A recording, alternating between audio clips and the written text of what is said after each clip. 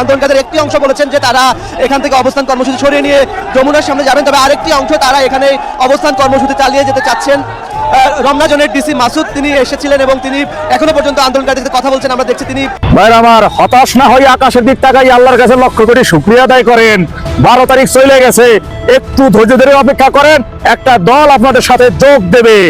আওয়ামী লীগের বাংলাদেশের রাজনীতিতে নতুন ভাবে প্রস্ফুটিত হওয়ার সুযোগের সূচনা যে আমরা দেখব, কিন্তু আমরা ফলাফল প্রত্যাখ্যান এবং বর্জনের জন্য প্রস্তুত আছি এবং তারা এক বিরাট অভিযোগ নামা এর মধ্যে পেশ করেছেন। যেমন পাকিস্তানিদের দেখে আমরা ভয় পাই নাই, তাই এই সমস্ত দুষ্কৃতিকারী দালাল ঘুষখোরদের দেখে আমরা ভয় পেতে পারি না। তবে ভোটের হার আশাভাজক না হওয়ায় অনেক বিশ্লেষক মনে করেন অন্তর্ভুক্তিমূলক নির্বাচনের যে দাবি দেশীয় ও আন্তর্জাতিক নানা পক্ষ থেকে করা হয়েছিল সেটির যৌক্তিকতা ফুটে উঠছে। আওয়ামী লীগবিহীন নির্বাচনে ভোট করার যে হার তা নির্বাচনের গ্রহণযোগ্যতা নিয়ে প্রশ্ন তুলেছে। আপনাদের সংবিধান সংশোধন করলেন, এটা তো পুরো দেশের রিপ্রেজেন্টেশন হলো না। এই ভয়ের কারণে কি এরা ভোটের হারটা কম করে দেখাচ্ছে? তারা মানে কি তারা ভা না ভোট গুনে এক পর্যায়ে যে কত পার্সেন্ট ভোট দেখালে করে হা ভোটের সংখ্যা 50%-এর বেশি হয়, তাহলে কি এই হিসাবে দিয়ে যাচ্ছে? এই জন্যই কি ভোটটা কমিয়ে দেখাচ্ছে, এবারে ভোটের সংখ্যাটা জানাচ্ছে না। মোহাম্মদ ইউনূস বাংলাদেশের অন্তর্বর্তীকালীন সরকারের নেতৃত্ব গ্রহণের পর কারাগার থেকে দণ্ডিত সন্ত্রাসীদের মুক্তি দেন। সেই সঙ্গে বাংলাদেশের সংখ্যালঘু খ্রিস্টান এবং হিন্দুদের লক্ষ্য করে ইসলামপন্থী চরমপন্থীদের নির্যাতনের খোলা ছাড় দেন। আসসালামু আলাইকুম প্রিয় দর্শক, নতুন একটা ভিডিওতে সবাইকে স্বাগত। তো ইতিমধ্যেই আপনারা অনেকগুলো ভিডিওর অংশবিশেষ দেখেছেন, তো দেখে নিশ্চয়ই বুঝতে পেরেছেন যে ভিডিওটা আসলে কতটা গুরুত্বপূর্ণ এবং আকর্ষণীয় হতে চলেছে। তো চলুন কথা না বাড়িয়ে সম্পূর্ণ ভিডিওটা দেখে আসি। দেখার আগে বলবো, যারা আমাদের চ্যানেলটি এখনও পর্যন্ত সাবস্ক্রাইব করেননি দয়া করে সাবস্ক্রাইব করে দিন। যারা ইতিমধ্যেই সাবস্ক্রাইব করে দিয়েছেন তাদের অসংখ্য ধন্যবাদ। তো প্রিয় দর্শক, চলুন কথা না বাড়িয়ে একটি লাইক দিয়ে সম্পূর্ণ ভিডিওটা দেখে আসি।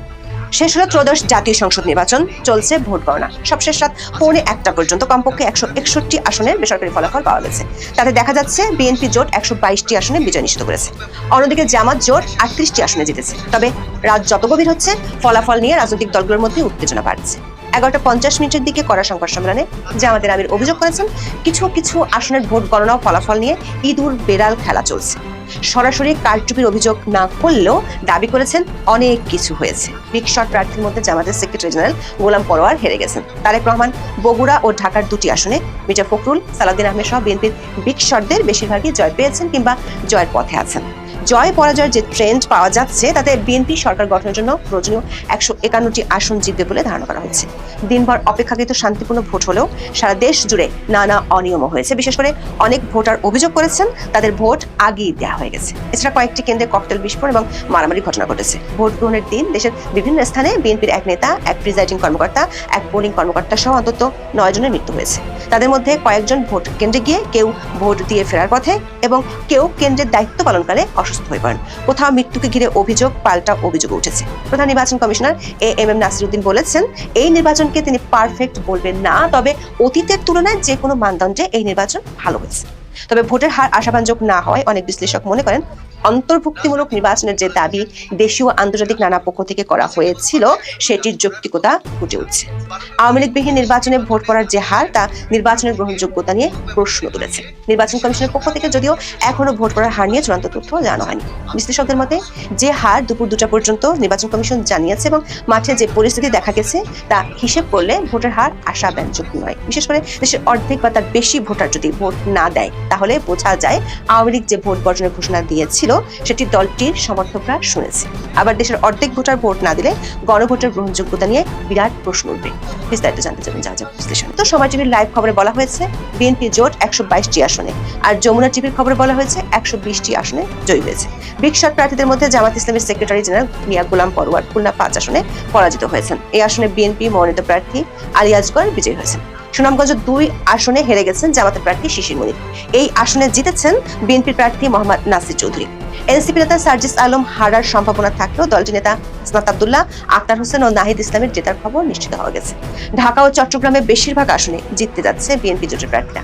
জামাতের আমির ডক্টর শফিকুর রহমান সবশেষ পাওয়া খবর অনুযায়ী জিতলেও নিজ কেন্দ্রেই হেরে গিয়েছেন। বরিশালের 6টি আসনে এগিয়ে আছে বিএনপি জোটের প্রার্থীরা। সিলেট ও সুনামগঞ্জে একই অবস্থা। বেশ বিতর্কের জন্ম দেওয়ার পর বিএনপির মির্জা আব্বাস ঢাকা 8 আসনে জয়ী হয়েছেন বলে ডয়েচে ভেলে বাংলার লাইভ খবরে জানানো হয়েছে। নির্বাচনী ফলাফলের যে ট্রেন্ড তাতে দেখা যাচ্ছে বিএনপি সরকার গঠনের যে প্রয়োজনীয় আসন তা নিশ্চিত করার দিকেই যাচ্ছে। নির্বাচনের পরপরই জামাত ইসলামের পক্ষ থেকে সন্তুষ্টি প্রকাশ করা হয়েছিল। দলটির পক্ষ থেকে বলা হয়েছিল তারা ফলাফল মেনে নেবে, কিন্তু রাত যত গভীর হচ্ছে ততই দেশের নানা আসনে বিএনপি প্রার্থীদের জেতার খবর আসছে। এমন পরিস্থিতিতে রাত 11:15টার দিকে সংবাদ সম্মেলনে আসেন জামাতের আমির ডাক্তার শফিকুর রহমান। তবে বিকেল ও সন্ধ্যায় তার মুখে যে জয়ের আশাবাদ শোনা গিয়েছিল তা রাতে আর শোনা যায়নি। উল্টো তিনি পরোক্ষভাবে কারচুপির অভিযোগ করেছেন। সাংবাদিকদের এক প্রশ্নের জবাবে তিনি বলেছেন, অনেক কিছু তো হয়েছে, এখন তা বলতে যাচ্ছেন না। 11 দলীয় জোটের নেতাদের বৈঠক শেষে জানানো হবে। তিনি বিভিন্ন আসনে হুট করে গণনা বন্ধ হয়ে গেছে অভিযোগ করে তা নিয়ে প্রশ্ন তোলেন। বিএনপির পক্ষ থেকেও একই ধরনের অভিযোগ করা হয়েছিল। বিএনপি নির্বাচন পরিচালনা কমিটির মুখপাত্র মাহাদি আমিন সংবাদ সম্মেলনে জামাতে ইসলামের বিরুদ্ধে নির্বাচনে কারচুপি, জালিয়াতি ও কেন্দ্র দখল সহ নানা ধরনের অভিযোগ তুলেছেন। তবে সারাদিন ভোটের মাঠে অনেক অনিয়ম হলেও জামাতের পক্ষ থেকে তেমন অভিযোগ শোনা যায়নি। সারাদিন জুড়ে বাংলাদেশের গণমাধ্যমে নির্বাচন নিয়ে নানা বিশ্লেষণ হয়েছে। এসব বিশ্লেষণ দেখলে মনে হতে পারে প্রধান উপদেষ্টা ডক্টর মোহাম্মদ ইউনূসের ঘোষিত সেই ঐতিহাসিক নির্বাচন হয়েছে। বলা হয় শান্তিপূর্ণভাবেই শেষ হলো বহুল প্রত্যাশিত ত্রয়োদশ জাতীয় সংসদ নির্বাচন ও গণভোট। ভোট গ্রহণ শেষে প্রধান উপদেষ্টা লাফাতে লাফাতে বলেছেন, আজ বাংলাদেশের জন্মদিন। প্রশ্ন হলো, প্রধান উপদেষ্টা ভোটের দিন রিসিট বাটন চেপে দিয়ে 26শে মার্চের পরিবর্তে আবার 12ই ফেব্রুয়ারি বাংলাদেশের জন্মদিন ঘোষণা করলেন কি? নির্বাচনকে ঘিরে বড় ধরনের যে হামলা বা সহিংসতার আশঙ্কা করা হয়েছিল সেটি অবশ্য ঘটেনি, যেটি আইন শৃঙ্খলা বাহিনী তাদের বিরাট সার্থকতা হিসেবে হাজির করেছে। মজার বিষয় হলো, নির্বাচন চলাকালে বড় রাজনৈতিক দলগুলো একে অপরের বিরুদ্ধে অভিযোগ পাল্টা অভিযোগ করেছে, তবে ভোট বর্জনের ঘোষণা দেয়নি। এমনকি রাতের ঘটনাগুলোকে তারেক রহমান বলেছেন এগুলো অনাকাঙ্ক্ষিত ঘটনা। দর্শক, দেশের প্রধান গণমাধ্যম বলছে দু একটি বিচ্ছিন্ন ঘটনা ছাড়া সারা দেশে শান্তিপূর্ণ পরিবেশে ভোট অনুষ্ঠিত হয়েছে। যদিও আগের দিন রাতে অর্থাৎ 11ই ফেব্রুয়ারি রাতের খবর হলো চলেছে টাকার ছড়াছড়ি। সামাজিক মাধ্যমের অনেক টাকা বিলি করার ভিডিও ভাইরাল হয়েছে। ভোটের দিন আপনারা যারা সামাজিক যোগাযোগ মাধ্যমে চোখ রেখেছিলেন তারা দেখেছিলেন বেশ কিছু আসনে ভোটার তার ভোট দিয়ে আঙ্গুলের অমোচনীয় কালি দেখিয়ে বলেছে 17 বছর পর নিজের ভোট নিজে দিতে পেরে খুশি, আপনিও ভোট দিন। এখানেই প্রশ্ন হলো, ওই ভোটার তার যে দলের সমর্থক সে দলের প্রতীক ব্যালটে আছে বলেই এতটা আনন্দিত, কিন্তু যাদেরকে ভোট দিতে বলেছেন তাদের পছন্দের প্রতীক কি ব্যালটে ছিল? অনেকে প্রশ্ন রেখেছেন নির্বাচনটি সুষ্ঠু ও শান্তিপূর্ণ হলেও অন্তর্ভুক্তিমূলক ছিল কিনা। বিশেষ করে বাংলাদেশে আসা বিদেশি অনেক সাংবাদিক নির্বাচন কমিশনকে এই প্রশ্ন করতে দেখা গেছে। এই প্রশ্ন আরো বেশি করে উঠছে ভোট পড়ার হার দেখে। দর্শক, সকাল 7:30 থেকে যখন ভোট গ্রহণ শুরু হয় তখন থেকে 11টা পর্যন্ত 3.5 ঘন্টায় ভোট পড়েছে 14.96%। আর নির্বাচন কমিশনের অফিসিয়াল ঘোষণা মতে মাত্র 1 ঘন্টা পরে 12টা পর্যন্ত ভোট পড়েছে 32.88%। প্রথম 3.5 ঘন্টার ভোট প্রদানের হার 4.27% হলেও পরের ঘন্টায় ভোট পড়ে 17.92%, যা অস্বাভাবিক। অথচ বাংলাদেশে ভোট গ্রহণের ইতিহাসে 11টা পর্যন্তই ভোট গ্রহণের হার থাকে সর্বোচ্চ। 12টার পর থেকে ভোট কেন্দ্র সমূহে ভোটার থাকে নামে মাত্র। সামাজিক মাধ্যমে এ নিয়ে চলছে ট্রল। বলা হচ্ছে পৃথিবীর আর কোথাও কি এমন নিখুঁত ভোট দেখা যায় যেখানে ভোটার নেই কিন্তু ভোট আছে, মানুষ নেই কিন্তু ব্যালট আছে। এই জাদুঘরী নির্বাচনই তো ডক্টর ইউনূসের আমলে সম্ভব। নির্বাচন কমিশন থেকে দুটাই বলা হয়েছে 48% মতো ভোট পড়েছে, তবে সেটিও পূর্ণাঙ্গ মানে সবগুলো ভোট কেন্দ্রের হিসাব নেয়। দেশের এমন অনেক আসন আছে যেখানে 10 থেকে 20% ভোট পড়ার খবর পাওয়া গেছে। বিশ্লেষকরা মনে করেন আওয়ামী লীগ সহ অনেকগুলো দলকে বাদ দিয়ে নির্বাচন করার কারণে এমনটা হতে পারে। বিশেষ করে এতে আওয়ামী লীগ যে ভোট বর্জনের ডাক দিয়েছে তার সফল হয়েছে বলেও কেউ কেউ মনে করেন। যদি তাই হয় তাহলে বিশ্বব্যাপী এই ভোটের গ্রহণযোগ্যতা নিয়ে প্রশ্ন থেকেই যাবে। আবার এত কম ভোটের পার্সেন্টেজ নিয়ে গণভোটের গ্রহণযোগ্যতা নিয়েও প্রশ্ন থেকে যাবে। ঠিক কত শতাংশ ভোট পড়েছে নির্বাচন কমিশন থেকে সেই হিসেব পাওয়ার পর এ বিষয়ে পরিষ্কার ধারণা পাওয়া যাবে।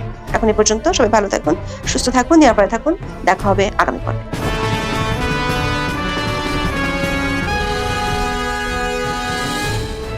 তারেক রহমান ঢাকা 17 আসনে বাংলাদেশের সবচেয়ে অভিজাত এলাকায় শেষ পর্যন্ত যে জিতে বেরিয়ে এসেছেন দাঁড়িপাল্লার সঙ্গে, তার সঙ্গে দাঁড়িপাল্লার একেবারে অবঞ্চিত ডাক্তার খালেদুজ্জামান নামের এক জামায়াত প্রার্থীর ভোটের পার্থক্য 4,500-এর কম।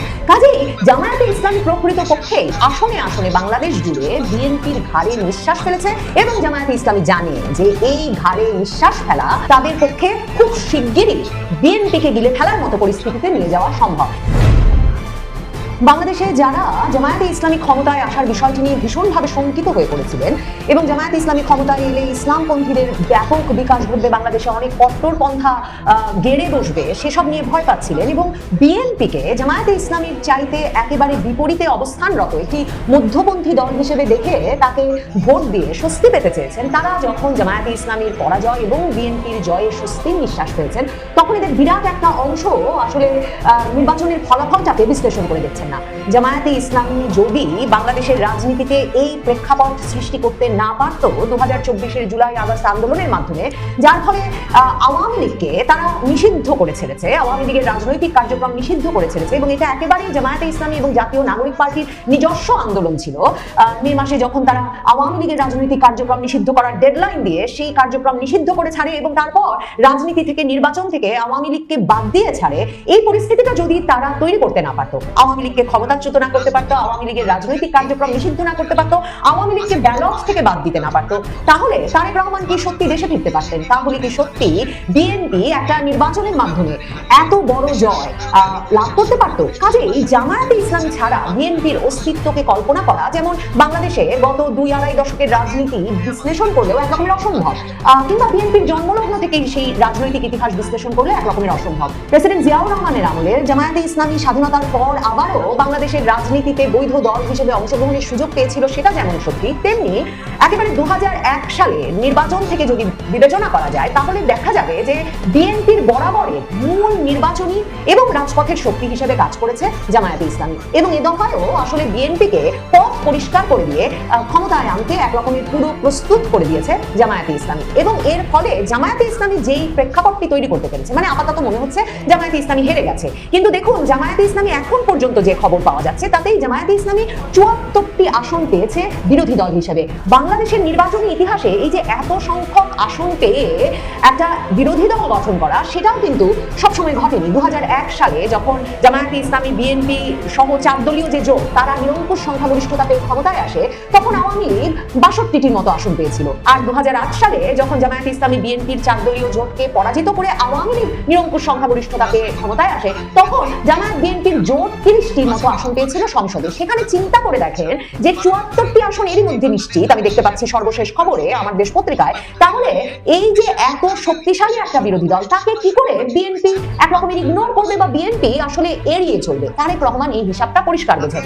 এই যে যারা জামায়াত বিরোধিতার জেরে গিয়ে বিএনপিকে দলে দলে ভোট দেওয়া উচিত, এই প্রচারণাটা অন্তত নির্বাচনের শেষ 2 সপ্তাহ জোরদার ভাবে করেছেন, তাদেরকে এক রকমের স্বস্তি দিতে, উস্কে দিতে জামায়াতে ইসলামী বিরোধী রাজনীতি ব্যাপকভাবে বিএনপি করেছে 2024-এর আগস্টের পর থেকে, বিশেষভাবে নির্বাচনের তফসিল ঘোষণার পর থেকে। যে জামায়াত মুক্তিযুদ্ধ বিরোধী দল, জামায়াতে কি ভূমিকা ছিল 1971 সালে সেটা সবাই মনে রেখেছে, এমনকি তারেক রহমান সে কথা বলেছেন। মনে রাখবেন, এই প্রেক্ষাপটটা না করলে, তৈরি করলে বিএনপি এবং জামায়াতের এই নির্বাচন এতটা প্রতিদ্বন্দ্বিতাপূর্ণ হয়ে উঠতে পারতো না কিছুতেই। এবং জামায়াতে ইসলামীর সঙ্গে বিএনপির যে কত তফাৎ সেটা বোঝাতে তারেক রহমান সর্বশেষ যে স্বস্তিটা দিয়েছেন সেটা হচ্ছে নির্বাচনের কদিন মাত্র আগে রয়টার্সকে সাক্ষাৎকার দিয়ে বলেছেন, ওই যে জামায়াত যে বলছে সকল দলকে নিয়ে জাতীয় সরকার গঠন, সেটা বিএনপি করতে চায় না, তারা নিরঙ্কুশ সংখ্যাগরিষ্ঠতা পাবে সে ব্যাপারে তারেক রহমান বিশ্বাসী। কিন্তু খুবই তাৎপর্যপূর্ণ যে ঘটনা ঘটেছে, আপনারা লক্ষ্য করেছেন কিনা জানি না, ভোটের দিন ভোট কেন্দ্রগুলো পরিদর্শন শেষে যখন তারেক রহমান সাংবাদিকদের সঙ্গে কথা বলেছেন, তখন কিন্তু তিনি পরিষ্কারভাবে বলেছেন তারা সরকার গঠন করলে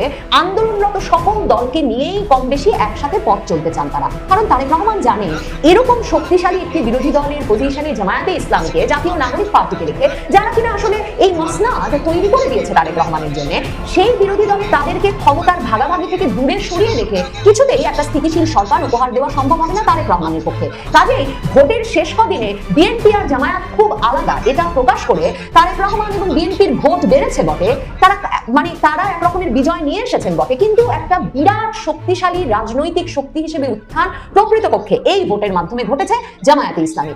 দেখেন, জামায়াতে ইসলামীর যখন আপনি 20 জন নেতার নাম এখনো, এই যে 2024-এর আগস্টের পর থেকে আমরা এত এত নেতা চিনলাম জামায়াতে ইসলামীর, তবু বলতে পারবেন না, এবং জামায়াতে ইসলামীর আমির ডাক্তার শফিকুর রহমানকে পর্যন্ত আমরা যারা দীর্ঘ সময় ধরে রাজনীতি পর্যবেক্ষণ করেছি, সাংবাদিকতা করেছি, তাকে পর্যন্ত আমরা আসলে একেবারে চেহারার নাম নিয়ে চিনতাম না। গোলাম পারোয়ার, সৈয়দ মোহাম্মদ তাহির, এদের কথা তো বাদই দিলাম।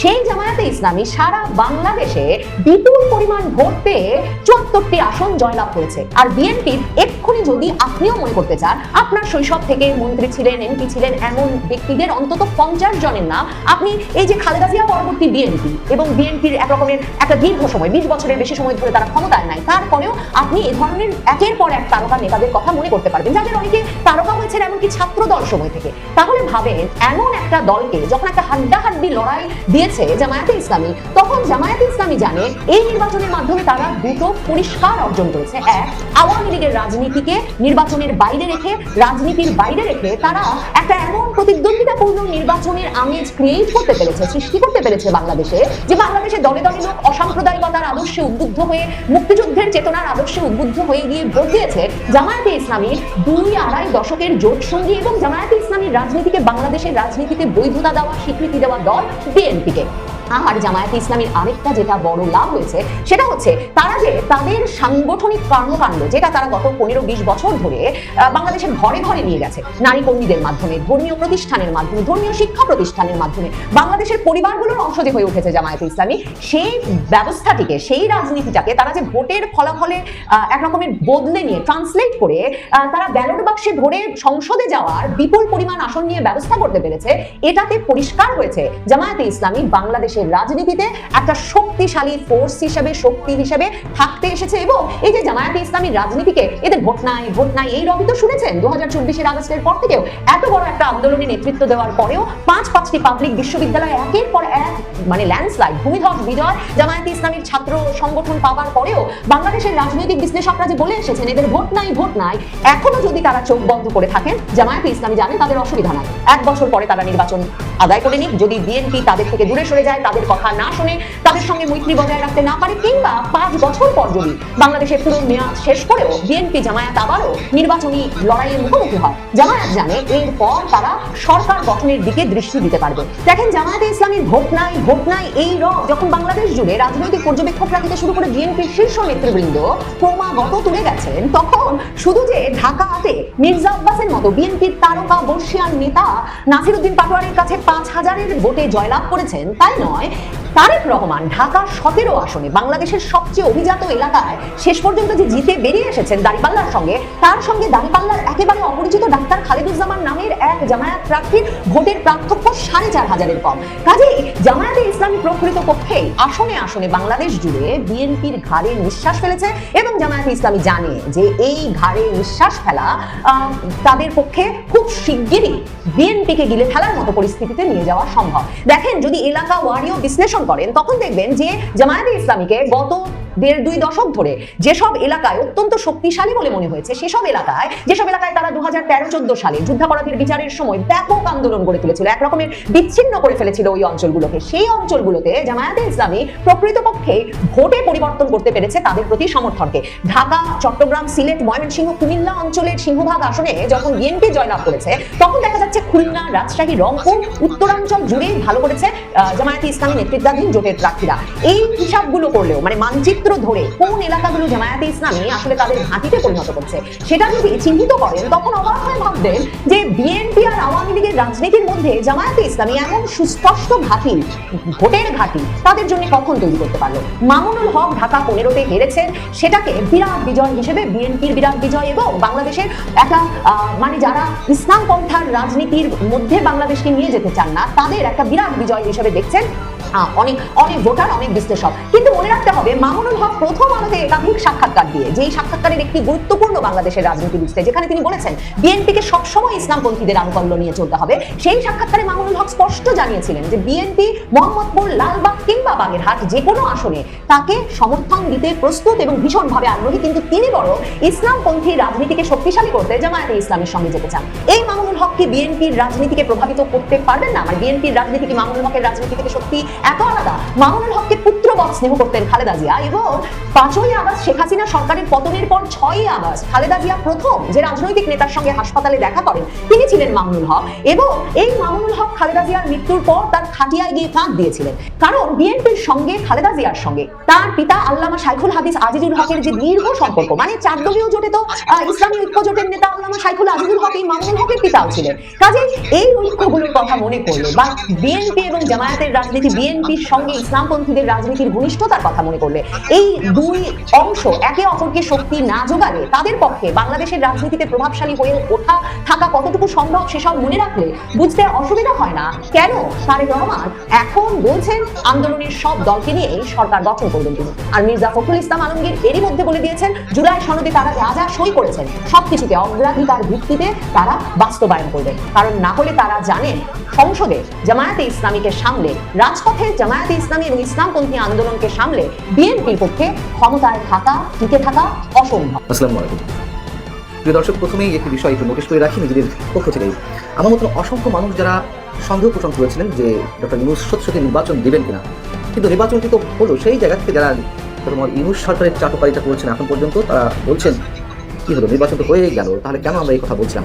অবশ্যই আমাদের আশঙ্কার আমাদের সন্দেহের যথেষ্ট কারণ ছিল, আশঙ্কার যথেষ্ট ভিত্তি ছিল, কারণ ডক্টর মোহাম্মদ ইউনূস সাহেব যে ডিপ স্টেটের হয়ে খেলছেন সেই আশঙ্কা থেকেই এই কথাগুলো বলেছিলাম এবং এখনো বলছি তার খেলা যে শেষ হয়নি সেই বিষয়ে সন্দেহ এখনো পর্যন্ত আমাদের রয়েছে। কেমন বিএনপি 2/3 আসনে জয়লাভ করেছে, নিরঙ্কুশ সংখ্যাগরিষ্ঠতা পেয়েছে, যথেষ্ট শক্তিমান একটা সরকার তারা গঠন করতে যাচ্ছে, কিন্তু শক্তিমান হওয়া সত্ত্বেও বিএনপি নিজের মতো করে আসলে কতটা স্বাধীনভাবে কাজ করতে পারবে সেই প্রশ্ন কিন্তু রয়ে যাচ্ছে। তার কারণ দেখুন, এই ইলেকশনে ইঞ্জিনিয়ারিং ঘটেছে, স্পষ্টভাবে বলতে চাই, নানান ধরনের ডিজাইন অ্যাপ্লাই করা হয়েছে। আমি তারপরে বলে রাখি, ডিজাইন অ্যাপ্লাই হোক আর না হোক, বিএনপি যে আসনগুলো অর্জন করেছে এগুলো তারা ডিজার্ভ করে, হয়তো এর চেয়েও বেশি আসন তারা পেতে পারত। কেমন? প্রথম কথা হচ্ছে, যেখানে ভোটের দিন সকাল 11টায় ইসি থেকে জানানো হলো যে সারা দেশে কাস্টিংয়ের হার কত, ওই মুহূর্ত পর্যন্ত 10:30 পর্যন্ত তারা প্রাপ্ত তথ্যের ফলাফলের ভিত্তিতে তারা জানালো যে 14.96% ভোট কাস্টিং হয়েছে। পরবর্তী 1 ঘন্টা পর জানানো হলো যে 11:30 পর্যন্ত কাস্টিং হয়েছে 32.88%। তাহলে 4:30টায় যখন ভোট শেষ হলো, তাহলে 5:30টায়, 6টায়, 7টায়, 8টায় রাতে কেন টোটাল কাস্টিংয়ের হারটি জানানো গেল না? এর আগে নির্বাচনগুলো আমরা দেখেছি ফলাফল পেতে একটু দেরি, একটু তাড়াতাড়ি, যেভাবেই আমরা পাই না কেন, কাস্টিংয়ের বিষয়টি তো নির্বাচন কমিশন সচিবালয় থেকে ভোট শেষ হওয়ার মোটামুটি ঘন্টাখানেক বা ঘন্টা দেড়েকের মধ্যে জানিয়ে দেওয়া হয় সবসময়। এখানে কেন রাত গড়িয়ে, বিকাল গড়িয়ে সন্ধ্যা গড়িয়ে রাত গড়িয়ে ভোট রাতে এসে জানানো হলো যে 60.69% সারা দেশে জাতীয় নির্বাচনে ভোট প্রদানের হার, এবং যেটি এখন জানা যাচ্ছে, আগে থেকে আমরা ধারণা করে রেখেছিলাম যে 60% বা 65% কাস্টিংয়ের হার দেখানো হবে, এটা আমি নিজে বলে রেখেছিলাম, এবং সরকারের পক্ষ থেকে পররাষ্ট্র উপদেষ্টা তিনিও আগে থেকে জানিয়ে রেখেছিলেন যে 55% ভোট কাস্ট হতে পারে, তার সাথে মিলে যাচ্ছে। আরও বড় কথা যে এখনো পর্যন্ত হা ভোটকে জিতিয়ে রাখা হয়েছে এবং হা ভোটই জয়যুক্ত হবে। যদি তাই হয় তাহলে আসলে যেই কথা বলছিলাম যে বিএনপি সরকার গঠন করার পরেও তারা কতটুকু কী করতে পারবে নিজেদের মতন করে, এবং এই যে রেফারেন্ডামের মাধ্যমে সংস্কার প্রক্রিয়া নিয়ে যাওয়া হচ্ছে, সংস্কার কে না চায়? দেশের প্রতিটি মানুষ সংস্কার চায়, এটা তো প্রকৃতির নিয়ম, সংস্কারের পথে হেঁটে যাওয়া, এটাই বাস্তবতা, এটাই বিজ্ঞানের নিয়ম। কিন্তু ডক্টর ইউনূস সরকার কি সত্যি সংস্কার চায়? চায় না তো। সংস্কার চাইলে এই 14-18 মাস অনেক কিছু করা যেত। গণতন্ত্র, স্বৈরতন্ত্র, একনায়কতন্ত্রের নামে এর সাথে আবার মততন্ত্র যোগ করা হতো না, মততন্ত্র যোগ করা হয়েছে, কোথাও কোনো সংস্কার হয়নি তো। এই সরকারের সবচেয়ে বড় সংস্কার কি? যদি প্রেস সেক্রেটারি ডক্টর মোহাম্মদ ইউনূসের প্রেস সেক্রেটারি তিনি নিজেই বলেন যে মহিলা ও শিশু বিষয়ক মন্ত্রণালয়ের নাম পরিবর্তন করে নারী ও শিশু বিষয়ক মন্ত্রণালয় করা হয়েছে। মহিলা শব্দ বাদ দিয়ে নারী সংযোজন করা নাকি ডক্টর ইউনূস সরকারের অন্যতম একটি বড় সংস্কার। বুঝুন কি অবস্থা। তাহলে এই সরকার আসলে কতটা আন্তরিক সংস্কারের জন্য। সেই সরকার, যেই সরকারের নির্বাহী প্রধান রাষ্ট্রপতির যতটুকুই ফর্মাল কি বলা যায় ক্ষমতাটা নয়, সামান্য সৌজন্যতা আছে রাষ্ট্রীয় আচারের ক্ষেত্রে, সেটুকু পেয়ে নেয় ডক্টর মোহাম্মদ ইউনূস নিজে সরকারের নির্বাহী প্রধান হয়ে। সেখানে বলে সংস্কারের মাধ্যমে রাষ্ট্রপতি এবং প্রধানমন্ত্রী ক্ষমতার ভারসাম্য আন্দোলন করা হবে। প্রধানমন্ত্রীর মেয়াদ 10 বছরের বেশি যেন কোনো ব্যক্তি টানা প্রধানমন্ত্রী না থাকতে পারে। উচ্চকক্ষ নিম্নকক্ষ গঠন করে তার মাধ্যমে রাষ্ট্রপতি নির্বাচন করা হবে। সব ভালো কথা, কিন্তু যেই ভালোগুলো যখন কোনো বিতর্কিত ব্যক্তি এবং যেই ব্যক্তি এইগুলো চায় না মনে প্রাণে তার মুখ থেকে বের হয়, তখন তো তা নিয়ে যথেষ্ট সন্দেহ হওয়ার অবশিষ্ট থাকে নিশ্চয়ই। সেই জায়গা থেকে এই যে হ্যাঁ ভোট জয়যুক্ত করা হচ্ছে এবং অবশ্যই ইঞ্জিনিয়ারিংয়ের মাধ্যমে হ্যাঁ ভোট জয়যুক্ত করা হচ্ছে, সেখান থেকে আমরা বলতে পারি যে বিশেষ উদ্দেশ্য রয়েছে এখনো ডক্টর মোহাম্মদ ইউনূসের। বিএনপি তো হ্যাঁ ভোট পাস চায়নি, তাহলে সারা দেশে যে বিএনপির জয় জয় করার অবস্থা, সেখানে আমরা হা জিতবে কিভাবে? এত রেফারেন্সে যেটি সর্বশেষ জানা গেছে যে 70-75% হা জয়যুক্ত হয়ে যাচ্ছে, মাত্র 25-30% না ভোটে পড়েছে ভোট। কিভাবে সম্ভব? তো প্রিয় দর্শক, আশা করছি সম্পূর্ণ ভিডিওটা মনোযোগ দিয়ে দেখেছেন। দেখে কি বুঝলেন, কি জানলেন, আপনাদের গুরুত্বপূর্ণ মতামতগুলো আমাদের কমেন্ট বক্সে জানিয়ে দিন। পারলে ভিডিওটা শেয়ার করে অন্যকে দেখার সুযোগ করে দিন। আবারও বলছি, যারা আমাদের চ্যানেলটি এখনও পর্যন্ত সাবস্ক্রাইব করেননি দয়া করে সাবস্ক্রাইব করে দিন। যারা ইতিমধ্যেই সাবস্ক্রাইব করে দিয়েছেন তাদের অসংখ্য ধন্যবাদ। প্রিয় দর্শক, আজকের মতো এই পর্যন্তই। দেখা হবে পরবর্তী কোনো নিউজে। ততক্ষণ সবাই ভালো থাকবেন, সুস্থ থাকবেন। আল্লাহ হাফেজ।